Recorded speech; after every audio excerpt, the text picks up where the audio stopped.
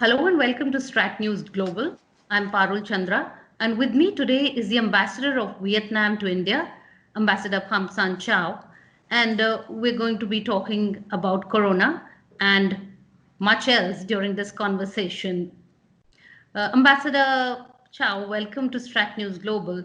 Let me begin by asking you about Vietnam's success story where containing the pandemic is concerned.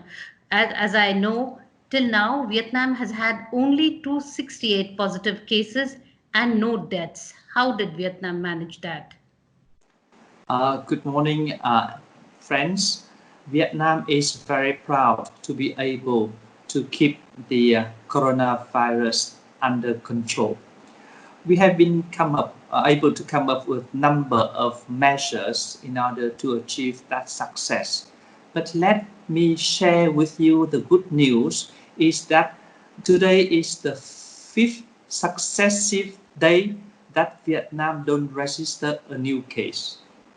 And also, as of now, we have 216 out of 268 patients who have recovered from their illness, and we don't have no casualty.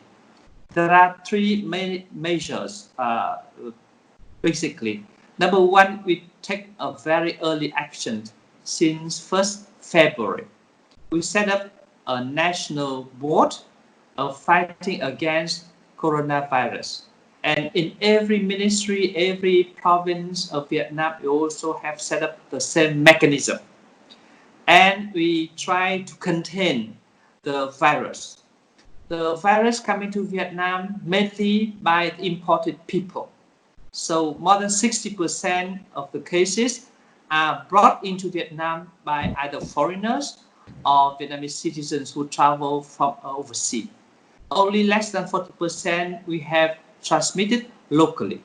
So the most important measure is that to trace the virus patient. Contact tracing. Yes, tracing. And in our system, we trace not only we call the first patient who is positive with the virus, but which we call F0. But we also trace F1, F2, F3, and F4. F1 is the direct contact, F2 is the contact of the F1, F3 is the contact of F2, and F4 is the contact person of F3. Yes. And we also we do some selective testing, but very selective. We didn't do like Korea because we don't have resources. So I think that basically because we have been able to identify, to contain, and to stop the spread. That's why we have been able to have that story. And basically, thanks to the two main factors, the determination of the people of Vietnam and the wisdom of the leader of Vietnam. So both things combined. It's a very heartening, in fact, example of Vietnam. Has Vietnam offered any kind of help to India to deal with the pandemic? Yes, I'm very glad to announce that today, Vietnam Red Cross just handed over 100,000 masks and other protective units to the Indian Red Cross. The ceremony just finished now in Vietnam. And we also will ship that mask and other medical supplies to the Indian people as a small token of solidarity in the pandemic period.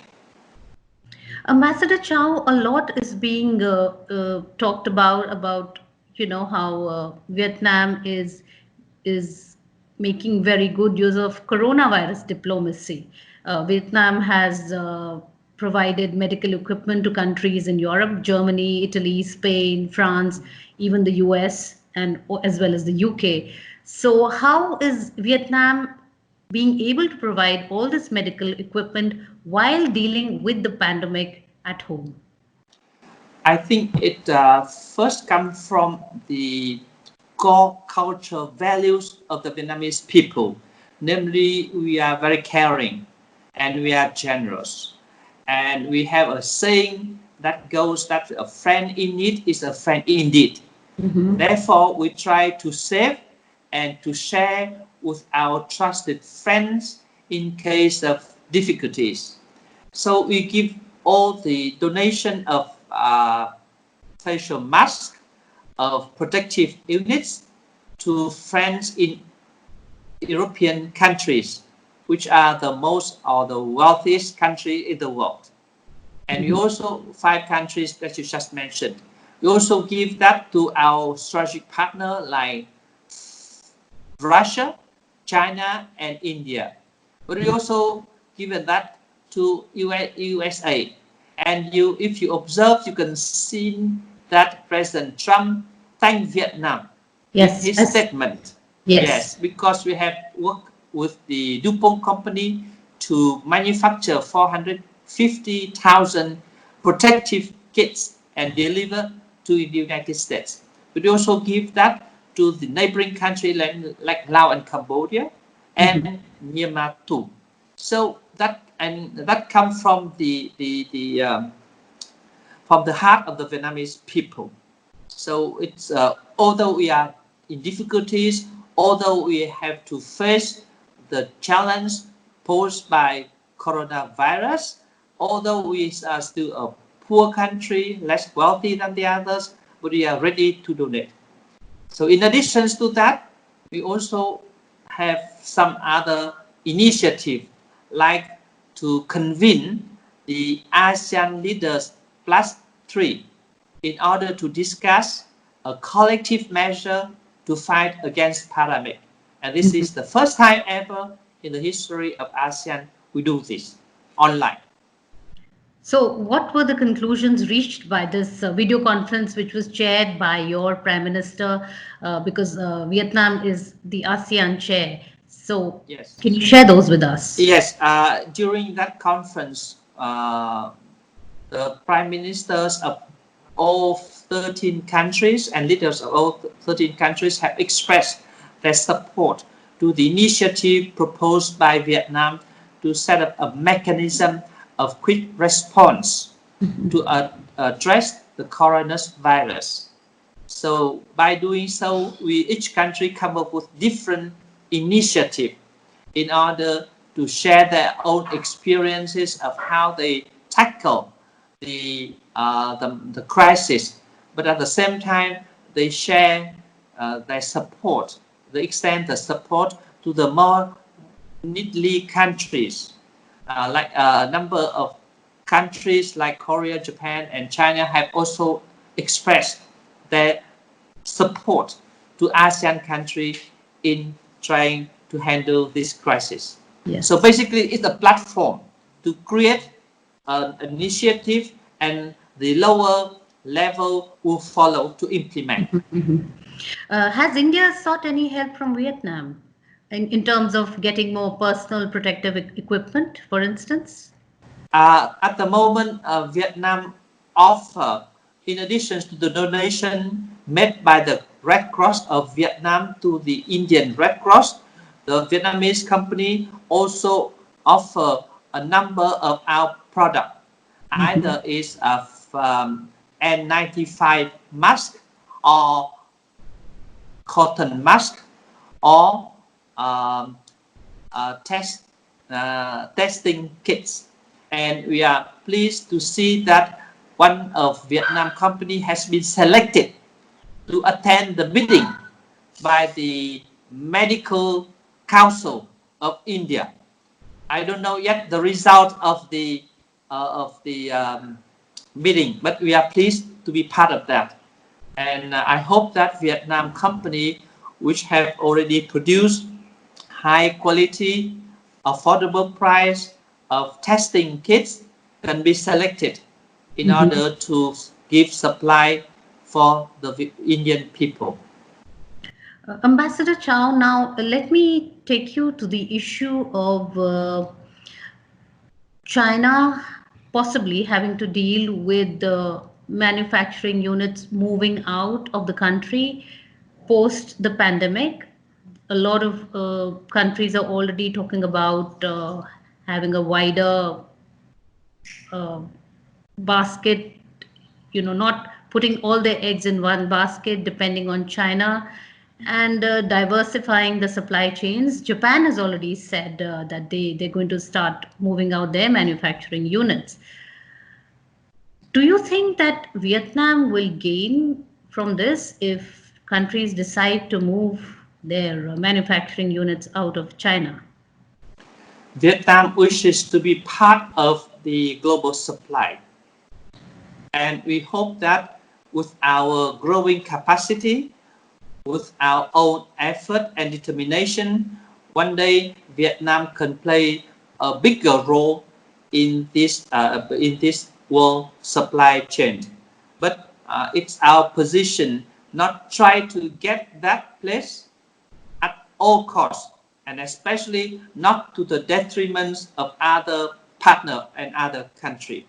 So I think that's we have a French saying which goes that good level, good wine no need level, Okay. things things like that. Yes. Okay. So basically, Vietnam is going to be diplomatic about drawing away business from China to within the country. Uh, I don't think that Vietnam has many investment in China, right? No, So, not about but Vietnam we got. investments in China. I'm talking about the investments by other countries and companies in China who may want to move away now from We China. welcome all the company who would like to make investment in Vietnam, and we Mhm. organize also in the embassy here in Delhi a lot of investment promotion workshop in order to introduce to the potential investors the benefit of doing investment in Vietnam. So that's what we are doing, and I hope that the result will be there to respond to all our efforts. Ambassador Chow, Vietnam and China have contesting claims in the South China Sea.